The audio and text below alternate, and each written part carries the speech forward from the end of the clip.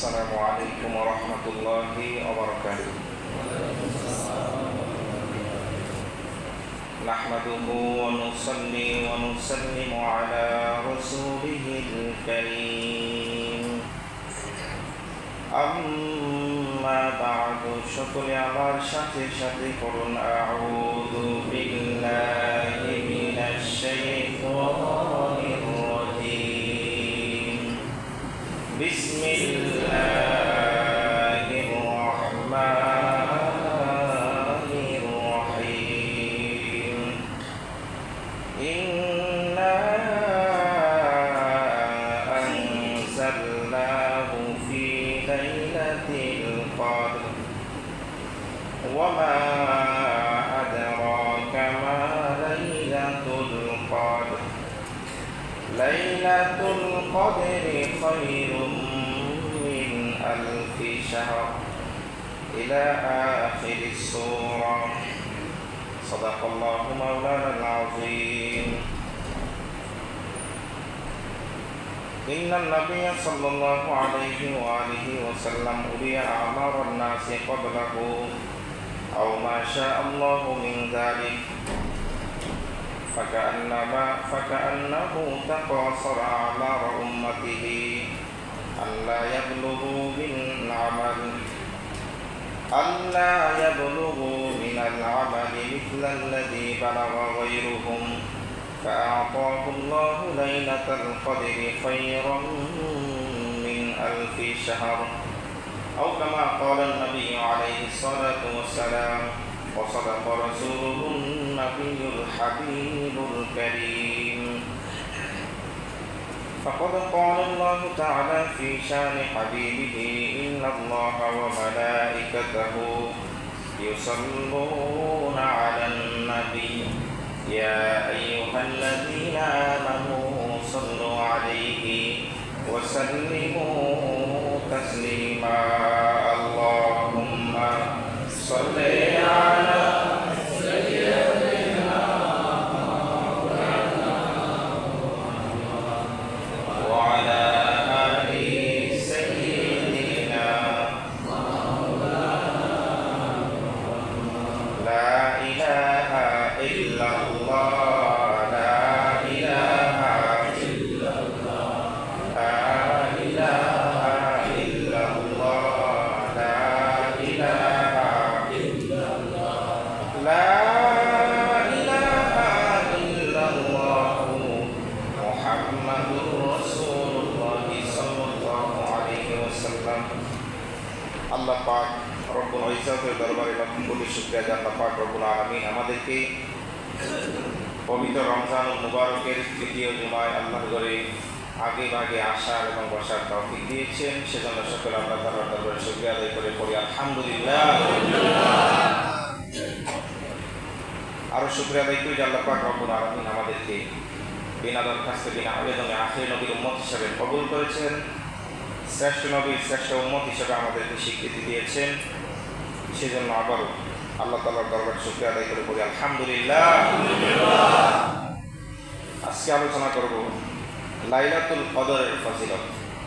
যেহেতু রমজানের প্রথম দশক আমাদের কাছ থেকে বিদায় নিয়ে চলে গেল, দ্বিতীয় দশকও আজকে শেষ দিন, আর তৃতীয় দশকে লাইলাতুল কদর রয়েছে। এই লাইলাতুল কদর সম্পর্কে আল্লাহ তাআলা কোরআনুল কারীমের মধ্যে আলাদা একটি সূরা পর্যন্ত অবতীর্ণ করেছেন। বলুন সুবহানাল্লাহ। তাহলে অবশ্যই লাইলাতুল কদরের গুরুত্ব অনেক বেশি, আমাদেরকে গুরুত্ব দিতে হবে। আসুন শুরুতে যে আয়াত কারিমা তেলাওয়াত করেছি সূরা কদর থেকে, শুরুতে 3টি আয়াত আমি আপনাদের সামনে তেলাওয়াত করি, সেখান থেকে বলার চেষ্টা করব। আল্লাহ তাআলা বলছেন ইন্না আনজালনাহু ফি লাইলাতিল কদর। আল্লাহ তাআলা বলেন নিশ্চয় আমি আল্লাহ তাআলা আনজালনাহু আমি নাযিল করেছি ফি লাইলাতিল কদর। নিশ্চয় আমি আল্লাহ তাআলা নাযিল করেছি আনজালনাহু, তাকে নাযিল করেছি। তাকে বলতে এখানে কোরআনুল কারীমকে বোঝানো হয়েছে। যারা বলেন সুবহানাল্লাহ। আল্লাহ পাক রব্বুল আলামিন বলেন নিশ্চয় আমি কোরআনুল কারীমকে নাযিল করেছি ফি লাইলাতিল কদর, এই লাইলাতুল কদরের রাতে আমি কোরআনুল কারীম নাযিল করেছি। এই জন্য এই কোরআনুল কারীম লাইলাতুল কদরে নাযিল হওয়ার কারণে এই লাইলাতুল কদরের সম্মান এত বেশি। কারণ কোরআনুল কারীমের সম্মান ইজ্জত কম না বেশি? বেশি না? কোরআনুল কারীমের একটি হরফ পড়লে 10 নেকি থেকে 700 গুণ পর্যন্ত নেক হয়। সর্বনিম্ন কত নেকি? 10 নেকি। মাস্ট আপনি 10 নেকি পাবেন। এরপর আল্লাহ তাআলা ইচ্ছা করলে দয়া করে আল্লাহ তাআলা 700 গুণ পর্যন্ত বৃদ্ধি করে দিতে পারেন। হাদিস শরীফের মধ্যে আসে শুধু 700 গুণ না, আল্লাহ তাআলা চাইলে আনলিমিটেড সওয়াব দিতে পারেন। সুতরাং এই কোরআনুল কারীমের দাম কম না বেশি? অনেক বেশি। আপনাদেরকে আমি প্রায় সময় বলি, কোরআনুল কারীমের একটি হরফ যদি এক পাল্লায় রাখেন, বাকি সমস্ত আসমানি কিতাব সহ অন্যান্য দুনিয়াবি যত পুস্তক আছে সব যদি আপনি এক পাল্লায় রাখেন, কোরআনুল কারীমের একটি হরফের সমান হবে না। কারণ হচ্ছে অন্যান্য কিতাব আল্লাহর সিফত নয়, এই কোরআনুল কারীম হচ্ছে আল্লাহ তাআলার সিফত। জোরে কোন সুবহানাল্লাহ। আল্লাহ তাআলা বলতেছেন এই কোরআনুল কারীমকে আমি নাযিল করেছি কোন রাতে? লাইলাতুল কদরের রাতে। এরপর আল্লাহ তাআলা প্রশ্ন করলেন, ওয়ামা আদরাকা মা লাইলাতুল কদর। হাবিব, আপনি কি লাইলাতুল কদর সম্পর্কে কি জানেন? আল্লাহ তাআলা নবীকে উত্তর দেওয়ার সুযোগ দেন নাই, নিজে আবার উত্তর দিয়েছেন। পরের আয়াতে আল্লাহ তাআলা বলতেছেন, লাইলাতুল কদরি খায়রুম মিন আলফি শাহর। হাবিব, লাইলাতুল কদর সম্পর্কে আপনাকে জিজ্ঞেস করেছি, আমার কাছ থেকে উত্তর শুনে নেন।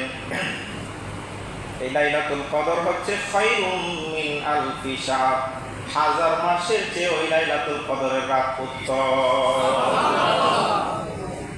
1000 মাস, এখানে 1-2 মাস না, 1000 মাস গুণে দেখেন কত সময় লাগে।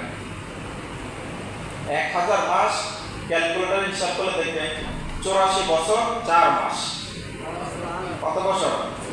একটা মানুষ বাঁচে কয় বছর? সুবহানাল্লাহ কি পড়বেন না? এই যে সুযোগ, এই যে বেনিফিট আল্লাহর পক্ষ থেকে পেলাম, কি জন্য পেলাম? একমাত্র আখির নবীর উম্মত হওয়ার কারণে। পূর্ববর্তী উম্মতকে আল্লাহ তাআলা এই সুযোগ দেয় নাই, আর এই সুযোগটা নিয়ে এসেছেন আমাদের নবী। জোরে করে সুবহানাল্লাহ। বানানো কথা না, হাদিস শরীফ আসছে মুয়াত্তা মালিকের 5482 নম্বর হাদিস। আল্লাহ রাসূল আন্নান নবী সাল্লাল্লাহু আলাইহি ওয়া আলিহি ওয়াসাল্লাম উরিয়া আমারুন নাসি ক্বাবলাহু। আল্লাহ নবীর সামনে অন্যান্য পূর্ববর্তী যত উম্মত রয়েছে তাদের বয়স কত ছিল সেগুলো আল্লাহ নবীর সামনে উপস্থাপন করা হলো। কথা বুঝতেছেন? পূর্ববর্তী যে উম্মত ছিল, অন্যান্য নবীদের উম্মত, তাদের বয়সকে আল্লাহ তাআলা আমাদের নবীর সামনে উপস্থাপন করলেন। আল্লাহ নবী তাকে দেখলেন, কারো বয়স 1000 বছর, কারো বয়স 2500 বছর, কারো বয়স 500 বছর, 800 বছর, 900 বছর। আল্লাহ নবীর চেহারাটা কিছুটা মলিন হয়ে গেল। ফাকান্নাহু তাকাসারা আমার উম্মতিহি। আল্লাহ নবী ধারণা করলেন পূর্ববর্তী উম্মতদের এত লম্বা হায়াত, এই জন্য হয়তো তারা বেশি আমল করার সুযোগ পেয়েছে, আর আমার উম্মতের বয়স মাত্র 80 বছর, 70 বছর, 60 বছর। এই 60 বছর তো 800 বছর, 1000 বছরের ইবাদত করার মতো সুযোগ তারা পাবে না। যখন তিনি টেনশন করলেন, আল্লাহ তাআলা নবীজির মনের খবর জানতে পারলেন। সুবহানাল্লাহ বলেন। আর নবী যখন চেহারা মলিন করে ফেলতেন, কষ্ট পেতেন, আল্লাহ তাআলা সেই বিধানকে কার্যকর রাখতেন না। এই জন্য তো কোরআনুল কারীমের মধ্যে আয়াত আছে 2 ধরনের। কোন আয়াতের হুকুম আপনার বহাল আছে, কোন কোন আয়াতের হুকুমটি বাতিল হয়ে গেছে। সুবহানাল্লাহ বলবেন। যেমন কোরআনুল কারীমের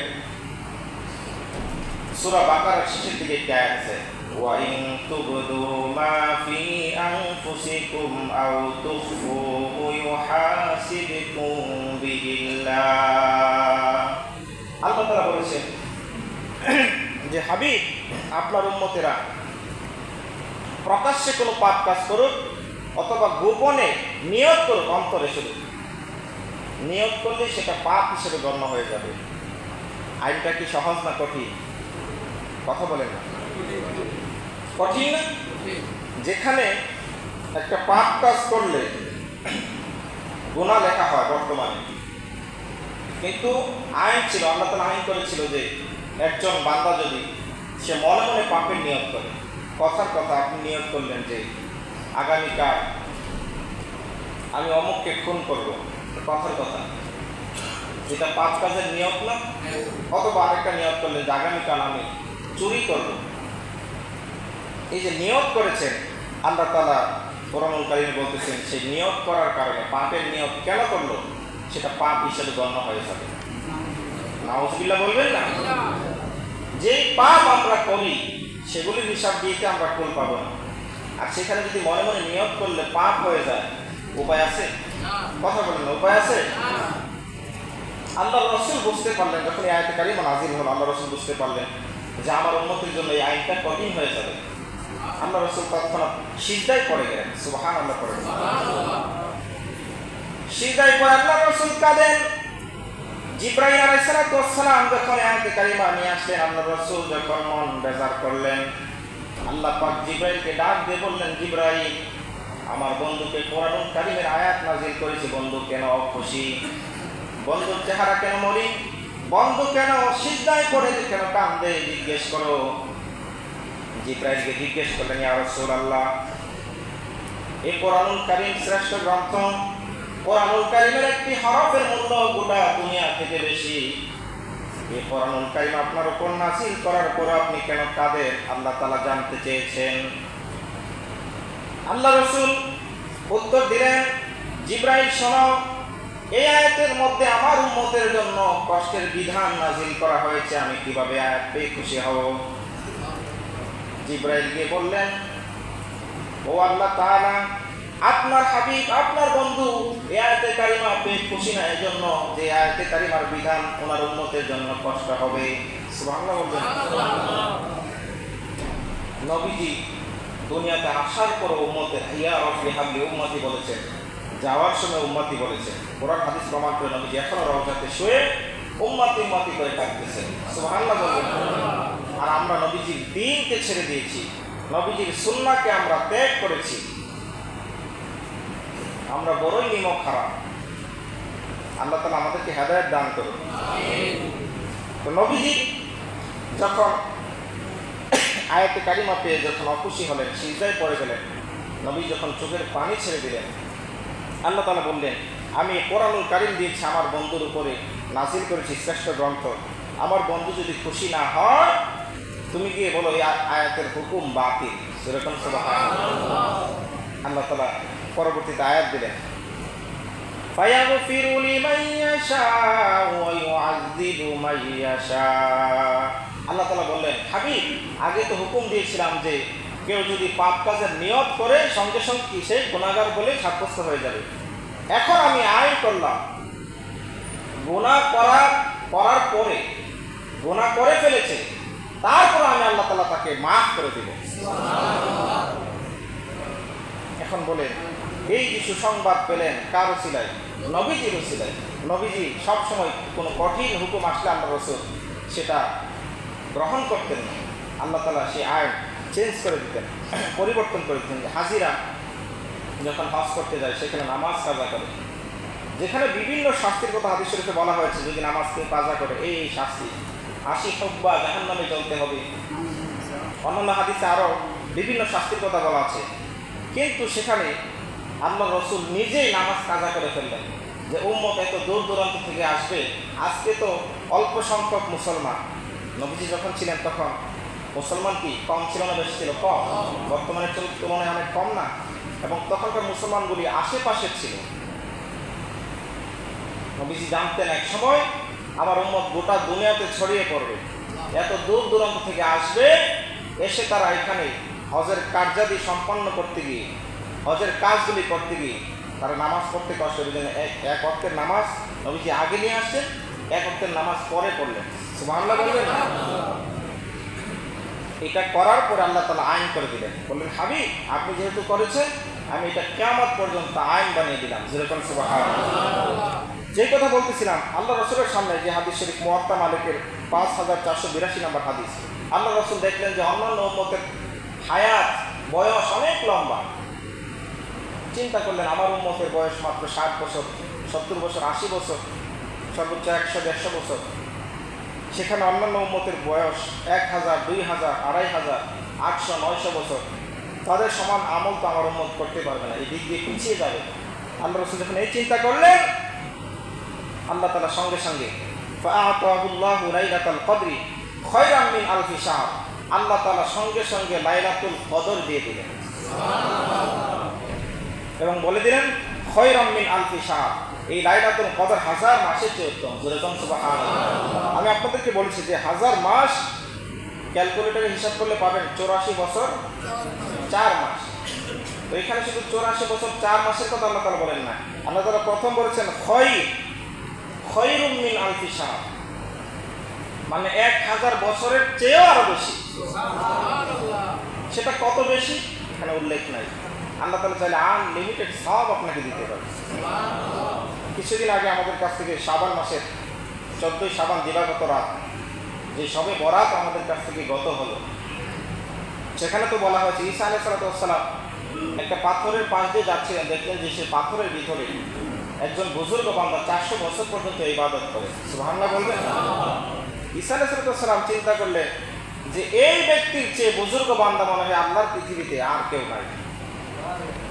আল্লাহ তাআলা সঙ্গে সঙ্গে ওহী করলেন, ঈসা হে আমার পয়গম্বর, তুমি ভুল চিন্তা করেছো, তার চেয়েও বেশি বুজুর্গ বান্দা আছে আমার এই পৃথিবীতে। সুবহানাল্লাহ বললেন কে? আল্লাহ তাআলা ওহী করলেন, শোনো, আখিরি জামানার মধ্যে কেউ যদি 14 শাবানের রাতে ইবাদত করে, এই ব্যক্তির চেয়ে বেশি সওয়াব তাকে দেওয়া হবে। এখানে 1000 মাস লেখা থাকলেও আল্লাহ তাআলা কত পরিমাণ বেশি দিবেন, আনলিমিটেড দিতে পারেন। আর আল্লাহ তাআলা চান বান্দাকে ক্ষমা করে দেওয়ার জন্য। সুবহানাল্লাহ বলবেন। কেমন চান? বান্দা যখন সিজদায় লুটিয়ে পড়ে, তখন আল্লাহ তাআলা ফেরেশতাদেরকে বলতে থাকেন, আল্লাহ তাআলা তো সরাসরি সওয়াব দিয়ে দিলেই পারতেন। একজন বান্দা আল্লাহর কদমে, কুদরতি কদমে সিজদা করেছে, নামাজে এসে আল্লাহকে স্মরণ করেছে, সিজদার মধ্যে গিয়ে আল্লাহ তাআলা তাসবিহ করেছে, আল্লাহ তাআলা সওয়াব দিয়ে দিতে পারতেন। হাদিস শরীফে আসতেছে, আল্লাহ তাআলা তখন ফেরেশতাদেরকে বলেন, হে ফেরেশতারা, তোমরা না করেছিলে বান্দাকে বানানোর জন্য, তোমরা না ভোট দিয়েছিলে এই ইনসান মানুষকে না বানানোর জন্য, দেখো আমার বান্দা কত সুন্দর করে সিজদা করছে। সুবহানাল্লাহ বলবেন না? তোমরা সাক্ষী থাকো, আমি আমার বান্দার জীবনের সব গুনাহ খাতা মাফ করে দিলাম। সুতরাং আল্লাহ তাআলা চান বান্দাকে মাফ করে দেওয়ার জন্য। আমাদেরকেও এরকম উপযুক্ত হতে হবে, চেষ্টা করতে হবে। যে কথা বলতেছিলাম, আল্লাহ তাআলা আমাদেরকে লাইলাতুল কদর দিয়েছেন, সেই লাইলাতুল কদর আমাদেরকে গুরুত্ব দিতে হবে। দেখা যায় আমরা অনেকে লাইলাতুল কদর পাওয়ার পরেও এই লাইলাতুল কদরকে গুরুত্ব দেয় না, অন্যান্য দিনের মতো ঘুমিয়ে কাটিয়ে দেয়। এই রাত কি ঘুমিয়ে কাটিয়ে দেওয়ার মতো? আমরা বহু রাত নষ্ট করেছি, বহু রাত খেলায় নষ্ট করে ফেলেছি, ঠিক না? এই রাতে ইবাদত করার চেষ্টা করবেন। আর এই রাত সম্পর্কে নবীজি হাদিসে বলেছেন, সে লাইলাতুল কদর কখন বলা হচ্ছে, হিয়া ফি শাহরি রমাদান, এই লাইলাতুল কদর হচ্ছে রমজান মাসে। কোন মাসে? রমজান মাসে। এরপরে বলা হচ্ছে ফিল আশরিল আওয়াখির, রমজানের শেষ দশকে। সুবহানাল্লাহ বলবেন না? এই জন্য ইতিকাফ যে বান্দা করে তার জন্য অনেক সুসংবাদ আছে। সেই শেষ দশকে যখন ইতিকাফ করে লাইলাতুল কদর সে মসজিদে পায়। সুবহানাল্লাহ। কারণ ইতিকাফ করলে তো বাড়িতে থাকার সুযোগ নাই, সে আল্লাহর ঘরে সর্বশ্রেষ্ঠ জায়গায় সে অবস্থান করে, আল্লাহ তাআলা তাদেরকে মাফ করে দেন। তো যে কথা বলতেছিলাম, আল্লাহ রাসূল বলেন শেষ দশকে, রমজানের শেষ দশকে লাইলাতুল কদর, এবং শেষ দশকের 10 দিন ফিক্স করে দেন না। সেখান থেকে বলা হচ্ছে 21 রমজানের শেষ দশকের 21তম রাত। সুবহানাল্লাহ বলবেন না? 21তম রাত তো আজকের রাত, তাই না? আজকের রাত। আও 23 অথবা 23তম রাত, আও 25 অথবা 25তম রাত, আও 27 অথবা 27তম রাত, আও আখিরি লাইলাতিন মিন রমাদান অথবা 29তম রাত। তাহলে কয় রাত হলো? 5 রাত। 5 রাত কি কষ্ট করা যাবে না? কথা বলেন না। আমরা শুধু 27 তারিখেই লাইলাতুল কদর উদযাপন করি। হ্যাঁ ঠিক আছে, 27 তারিখ সম্পর্কে আমাদের হানাফি মাযহাবে 27 তারিখে প্রাধান্য দেওয়া হয়েছে। এটার ব্যাখ্যা আমি লাইলাতুল কদর রাতে অর্থাৎ 27তম রাতে তো আমাদের এখানে ছোটোখাটো অনুষ্ঠান হবে, সেখানে বলবো। কিন্তু বাকি রাতগুলোকে গুরুত্ব দিবে, কারণ এই 5 রাতে যে কোনো এক রাতে লাইলাতুল কদর হয়ে যেতে পারে। এবং হাদিস শরীফে এমনও বলা হয়েছে যে প্রত্যেক বছর শুধু নির্দিষ্ট রাতে হয় না, এই 5 রাতের মধ্যে ঘুরতে থাকে। কোনো বছর 21তম রাতে হয়, কোনো বছর 23তম রাতে হয়ে যায়। এই জন্য এই প্রত্যেকটা রাতকে গুরুত্ব দিলাম। তবে 27 তারিখকে গুরুত্ব দেওয়ার পেছনে কারণ আছে, সেটা আমি আপনাদেরকে বলবো ইনশাআল্লাহ 27তম রাতে। তো আজকের রাত থেকেই শুরু হয়ে যাবে লাইলাতুল কদর। এই জন্য আমরা এই তারাবির পরে 2 রাকাত বা 4 রাকাত, যেখানে যেরকম সিস্টেম আছে, লাইলাতুল কদরের নামাজ আদায় করা হয় বিতিরের আগে। কতক্ষণ ঠিক না? তো এই 2 রাকাত 4 রাকাত নামাজ আদায় করার মাধ্যমে আল্লাহ তাআলা ইচ্ছা করলে বান্দাকে লাইলাতুল কদর নসিব করে দিতে পারে। হাদিস শরীফে আসছে কেউ যদি এই রাতে 2 রাকাত নামাজ আদায় করে, আল্লাহ তাআলা তাকে লাইলাতুল কদরের মর্যাদা দান করবে। সুতরাং আমরা যেন এই রাতগুলোতে ইবাদত করি, কিয়ামুল লাইল করি, গুরুত্বের সাথে যেন এই রাতগুলি আমরা অতিবাহিত করি। আল্লাহ তাআলা আমাদেরকে তৌফিক দান করুন। বলা হচ্ছে মান কামাহা ইহতিসাবান, যে ব্যক্তি লাইলাতুল কদরের রাতগুলোতে, লাইলাতুল কদরের রাতে ইহতিসাবান নেক নিয়তে সে দাঁড়িয়ে দাঁড়িয়ে নামাজ আদায় করে, গুফিরা লাহু মা তাকদ্দামা মিন যামবিহি ওয়া মা তাআখার, আল্লাহ তাআলা তার পূর্বের এবং পরের সমস্ত গুনাহ মাফ করে দিবেন। সহিহ হাদিস। আল্লাহ তাআলা পূর্বের এবং পরের গুনাহ খাতা কি মাফ করে দিবেন। সুবহানাল্লাহ। এই জন্য এই রাতকে গুরুত্ব দিতে হবে। শুধু তাই নয়, এই রাতের অনেক গুরুত্ব রয়েছে। অন্য হাদিস শরীফে আসছে ইযা কানাত লাইলাতুল কদরি, যখন লাইলাতুল কদর চলে আসে, ইয়ামুরুল্লাহু আযজা ওয়া জাল্লা, আল্লাহ তাআলা আদেশ করেন জিবরাইল আলাইহিস সালাতু ওয়াস সালাম, জিবরাইল আলাইহিস সালামকে আল্লাহ তাআলা আদেশ করেন, ফরমান দেন। ফরমান দেওয়ার পরে ফায়াহবিতু ফি কাবকাবাতি মিনাল মালাইকাতি, জিবরাইল আলাইহিস সালাতু ওয়াস সালাম সমস্ত ফেরেশতাদের একটি দলের ভিতর তিনি প্রবেশ করেন। আর সেই ফেরেশতাদের সাথে ওমাহুম লিয়াউন নাখদারুন, সবুজ সবুজ পতাকা তাদের হাতে রয়েছে। যেরকম সুবহানাল্লাহ। ফায়ারকুজু আল লিওয়া আলা যহরিল কাবাতি, তারা সেই পতাকাগুলি কাবার ছাদের মধ্যে তারা সেগুলি বেঁধে দেন, সেই পতাকাগুলি প্রথিত করেন।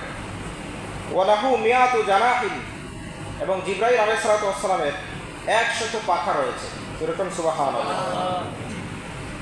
মিনহা জানাহানি, এই 100 পাখার ভিতরে 2টা বিশেষ পাখা রয়েছে, ডানা রয়েছে, লা ইয়ানশুরহুমা ইল্লা ফি তিলকাল লাইলা, এই 2টি ডানা জিবরাইল আলাইহিস সালাতু ওয়াস সালাম বছরের অন্য দিনগুলিতে সেগুলি বের করেন না, প্রকাশ করেন না, কিন্তু এই লাইলাতুল কদরের রাতে জিবরাইল আলাইহিস সালাতু ওয়াস সালাম তার সেই বিশেষ 2টি পাখা বের করে দেন। যেরকম সুবহানাল্লাহ। ফায়ুজাউযুল মাশরিকা ইলাল মাগরিবি, তার 2টি পাখার বিস্তৃতি এত বেশি, একদম পৃথিবীর পূর্ব প্রান্ত থেকে পশ্চিম প্রান্ত পর্যন্ত তার 2টি পাখা বিস্তৃত হয়ে যায়। যেরকম সুবহানাল্লাহ। ফায়াহুসু জিবরাইল আলাইহিস সালাম, জিবরাইল আলাইহিস সালাম আল মালাইকা, জিবরাইল আলাইহিস সালাম সমস্ত ফেরেশতাদেরকে উৎসাহ দিতে থাকেন এবং গাইড করেন, কমান্ড দেন, বলতে থাকেন সমস্ত ফেরেশতাদেরকে এই রাত্রিবেলাতে, ফায়ুসাল্লিমুনা আলা কুল্লি কায়িম, তাদেরকে বলা দেওয়ার পরে, তাদেরকে যখন বলে দেওয়া হয় যে তোমরা এই কাজগুলি করবা, ডিরেকশন দেওয়া হয়। জিবরাইল তো সমস্ত ফেরেশতাদের সর্দার, তাদেরকে ডিরেকশন দেন যে তোমরা আজকের রাত্রিবেলাতে এই কাজগুলি করবা। কি কি কাজ? ফায়ুসাল্লিমুনা আলা কুল্লি কায়িম, তাদেরকে আদেশ দেওয়ার পরে সমস্ত ফেরেশতারা এসে এই রাত্রিবেলাতে দাঁড়িয়ে যারা ইবাদত করে তাদেরকে ওই ফেরেশতারা ফায়ুসাল্লিমুনা সালাম পেশ করে।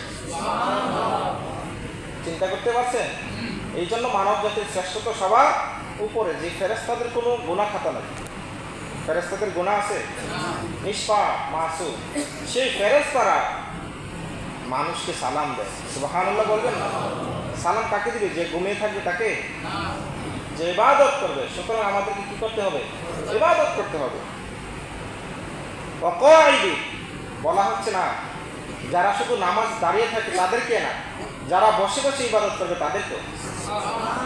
সুতরাং এই রাত্রি বলতে রাত্রি জাগরণ করবেন, বসে বসে যদি আল্লাহকে স্মরণ করেন, দাঁড়িয়ে নামাজ পড়তে পড়তে আর পারতেছেন না, বসে বসে আল্লাহকে স্মরণ করেন, জিকির করেন, আল্লাহ তাআলা ফেরেশতারা ওই বসা ব্যক্তিকে সালাম প্রদান করেন। সুবহানাল্লাহ।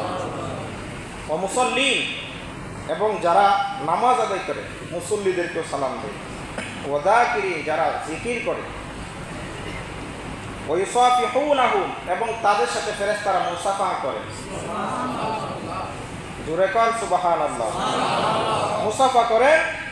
ওয়া ইউআমিনুনা আলা দুআইহিম এবং সেই বান্দারা যখন আল্লাহর কাছে দোয়া করে, কায়িমন বাক্যে যখন তারা আল্লাহর কাছে দোয়ায় মগ্ন হন, ফেরেশতারা সঙ্গে সঙ্গে হাত তুলে দেন ওই বান্দাদের সাথে এবং তাদের সাথে আমিন আমিন বলতে থাকে। ফেরেশতাদের তো গুনাহ নয়, নিষ্পাপ ফেরেশতারা যখন আমিন বলে আল্লাহ তাআলা সেই দোয়া খালি হাতে ফিরিয়ে দেন না, সেই দোয়া কবুল করে ফেলেন। সুতরাং আমাদের জন্য সুসংবাদ, আজকে থেকেই প্রস্তুতি নিয়ে নেন ইনশাআল্লাহ। এটা কতক্ষণ পর্যন্ত চলতে থাকে? ফেরেশতারা এই কার্যটি কতক্ষণ পর্যন্ত চলমান রাখেন? হাত্তা ইয়াতলা আল ফাজর, ফজর উদিত হওয়া পর্যন্ত ফেরেশতারা এই কাজগুলি করতে থাকেন। সালাম প্রদান করেন এবং তাদের সাথে মুসাফা করেন, তাদের দোয়ার সাথে আমিন আমিন বলতে থাকেন। যেরকম সুবহানাল্লাহ। এরপরে এই রাত সম্পর্কে আরো বলা হয়েছে। আম্মা জান হযরত আয়েশা সিদ্দিকা রাদিয়াল্লাহু তাআলা আনহা তিনি ইরশাদ করেন, আল্লাহ ক্বালাত কুলতু ইয়া রাসূলুল্লাহ, হে আল্লাহর রাসূল, তিনি জিজ্ঞেস করলেন, আল্লাহ নবীকে জিজ্ঞেস করলেন, হে আল্লাহর রাসূল, আরাআইতা ইন আলিমতু লাইলাতুল কদর, যদি আমি লাইলাতুল কদর পেয়ে যাই, মা আকুলু, আমি কি করব বা আমি কি বলবো, কি করতে পারি? আল্লাহ রাসূল বলেন, ক্বালা কুলি আল্লাহুম্মা ইন্নাকা আফুউন তুহিব্বুল আফওয়া ফা'ফু আন্না। আল্লাহ রাসূল বললেন, আয়েশা, যদি তুমি এই লাইলাতুল কদর পেয়ে যাও, যদি তুমি বুঝতে পারো যে লাইলাতুল কদর পেয়ে গেছো, লাইলাতুল কদর যদি পাও, তুমি বলবে কুলি আল্লাহুম্মা ইন্নাকা আফুউন তুহিব্বুল আফওয়া ফা'ফু আন্নি। এই দোয়াটা তুমি করবে। যেরকম সুবহানাল্লাহ। এই দোয়াটা আপনারা শিখে ফেলবেন। সবাই আমার সাথে সাথে পড়েন, আল্লাহুম্মা ইন্নাকা আফুউন তুহিব্বুল আফওয়া ফা'ফু আন্নি। তিনটা কথা আছে এখানে, চেষ্টা করবেন শিখে ফেলার জন্য। যদি না পারেন সেটা বাংলাতে পড়ার চেষ্টা করবেন। তিনটা কথা আছে, আল্লাহুম্মা ইন্নাকা আফুউন, হে আল্লাহ আপনি হচ্ছেন ক্ষমাশীল, তুহিব্বুল আফওয়া, আপনি ক্ষমা করতে পছন্দ করেন। এই জন্য আপনাদেরকে বলেছি যে আল্লাহ তাআলার জান্নাতে যাওয়া সহজ, আল্লাহর জান্নাতে যাওয়া কি সহজ, জাহান্নামে যাওয়া কঠিন, কিন্তু আমরা সেই কঠিন কাজটাই কি নিজেরা অর্জন করি। সুতরাং আমরা যেন ভালো ভালো কাজ করি, আল্লাহ তাআলার ক্ষমা যেন আমাদের নসিব হয়। যেরকম আমিন। এই দোয়াটি হচ্ছে তিন ভাগে বিভক্ত। আল্লাহুম্মা ইন্নাকা আফুউন, হে আল্লাহ আপনি হচ্ছেন ক্ষমাশীল, তুহিব্বুল আফওয়া, আপনি ক্ষমা করাকে পছন্দ করেন, ফা'ফু আন্নি, আমাকে ক্ষমা করে দেন। আমার সাথে সাথে আবার পড়েন, আল্লাহুম্মা ইন্নাকা আফুউন তুহিব্বুল আফওয়া ফা'ফু আন্নি। আল্লাহুম্মা ইন্নাকা আফুউন তুহিব্বুল আফওয়া ফা'ফু আন্নি। বাংলা অর্থ হচ্ছে, হে আল্লাহ আপনি ক্ষমাশীল, আপনি ক্ষমাকে পছন্দ করেন, সুতরাং আমাকে ক্ষমা করে দেন। আমিন করেন। আল্লাহ তাআলা আমাদের সকলকে লাইলাতুল কদরের ফজিলত দান করুন। সকল বলুন আমিন। আরেকটি বিষয় হচ্ছে সাদকাতুল ফিতর। সাদকাতুল ফিতর হচ্ছে আমাদের রোজার কাফারা। মানে রোজার কাফারা বলতে রোজাকে পবিত্র করার জন্য এই সাদকাতুল ফিতর আল্লাহ রাসূল দিয়েছেন। ফারাদা রাসূলুল্লাহ সাল্লাল্লাহু আলাইহি ওয়াসাল্লাম, হাদিস শরীফে আসছে নবীজি এই সাদকাতুল ফিতরকে আবশ্যক করে দিয়েছেন উম্মতের উপরে। কেন? তুহরাতাল লিসিয়াম, রোজাকে পবিত্র করার জন্য। আমরা যে রোজা রাখতেছি 100% যেভাবে রোজা রাখার কথা আল্লাহ তাআলা বলেছেন সেভাবে কি রোজা হচ্ছে? ভুল ত্রুটি কি আছে না? থাকবে, মানুষ হিসেবে অবশ্যই থাকবে, সেটা আল্লাহ তাআলাও জানেন, আল্লাহ রাসূলও জানেন। এই জন্য নবীজি বলেন যে আমি তোমাদেরকে সাদকাতুল ফিতর আবশ্যক করে দিলাম, এই জন্য তোমাদের রোজাগুলি যেন পবিত্র হয়ে যায়। যেরকম সুবহানাল্লাহ। তুহরাতাল লিসিয়াম, এই রমজানের রোজাকে পবিত্র করার জন্য আল্লাহ রাসূল সদকাতুল ফিতর দিলেন।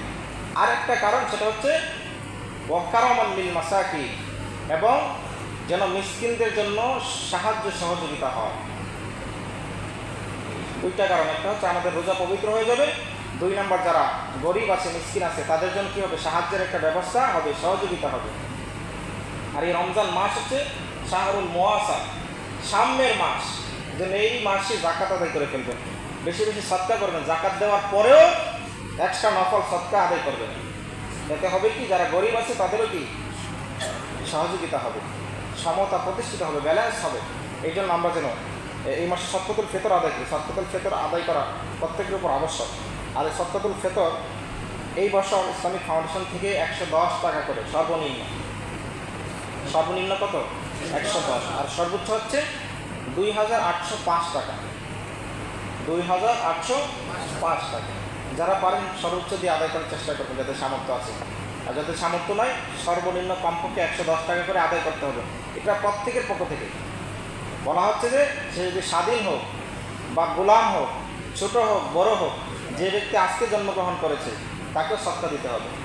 ঈদের দিন যে জন্মগ্রহণ করে তাকে কি সদকা দিতে হবে।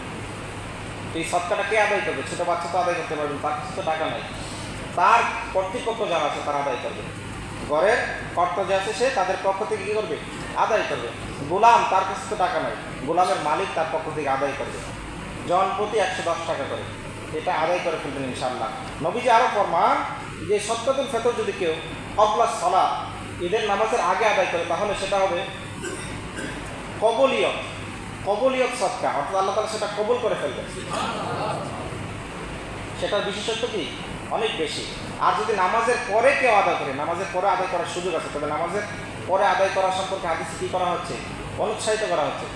নামাজের আগেই দিয়ে দিতে হবে, রমজানেই দিয়ে দিবে। রমজানে দিলে যারা গরিব আছে তাদের কেনাকাটার সুযোগ হবে। আর সেটা দিলে আমরা অনেক সময় সেখান থেকে ভাগ ভাগ করে 5 টাকা 10 টাকা 20 টাকা করে এইভাবে দিবেন না। যে কোনো একজনকে একটা মোটা অঙ্কের টাকা দেবেন, যাতে সে কিছু একটা করতে পারে। কি বলেন? ভাগ করে আপনি একজনের কাছ থেকে ঋণ নিচ্ছেন 10,000 টাকা, পরে তাকে দেওয়ার সময় 100, 200, 500, 1000 করে দিলেন, এই টাকার সে কোনো মুরাদ পাবে? এটা কি ঠিক না, বাস্তব না? এই জন্য দিলে ওইভাবেই দেওয়ার চেষ্টা করবেন, একজনকে দিবেন সে যেন উপকৃত হয়। আর সেটা দেওয়া শুরু করবেন নিজের আত্মীয় স্বজনের ভিতরে যারা গরিব মিসকিন আছে তাদের থেকে দেওয়া শুরু করবেন, দিতে দিতে তারপরে বাইরে যাবেন।